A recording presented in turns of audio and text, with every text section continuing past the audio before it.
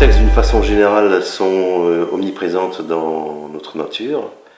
Il suffit de regarder le cosmos, où on voit des grands bras de galaxies de façon spiralée, qui s'entremêlent et qui tournent. Donc si on le voit au niveau terrestre, on les voit très facilement dans les tourbillons des ruisseaux. Dans la baignoire, quand vous ouvrez votre eau, vous allez voir un tourbillon. Eh bien, tout ça, ce sont des vortex à travers des liquides. Mais là, le vortex que nous avons dans une fontaine, eh bien, il est aussi concentré ici. Alors, je vais vous le mettre en exergue, parce que pour le voir, il faut comprendre que c'est un champ énergétique tournant. Et de la même manière que quand vous avez une voile d'un bateau qui se gonfle avec le vent, on sait qu'il y a du vent, donc de l'énergie, mais on ne voit pas le vent.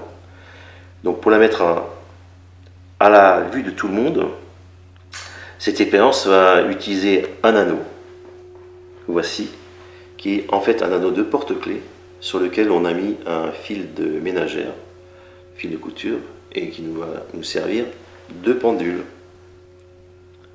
Voilà. Vous avez vu l'accélération déjà? Alors, pour regarder un vortex, on va faire ça très simplement.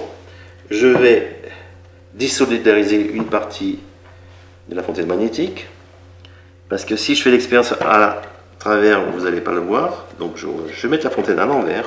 Voilà. On va descendre l'anneau supérieur. Et ce champ énergétique, je le redessine ici. C'est comme un sablier du temps ou un entonnoir avec une énergie tournante anti-horaire. Voilà. Donc, on va regarder l'action de ce champ magnétique tournant sur un anneau qui va nous donner une idée de ce qui se passe dans la réalité.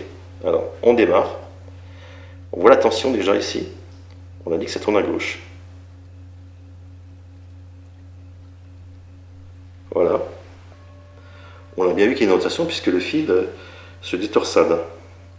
Je refais une deuxième fois.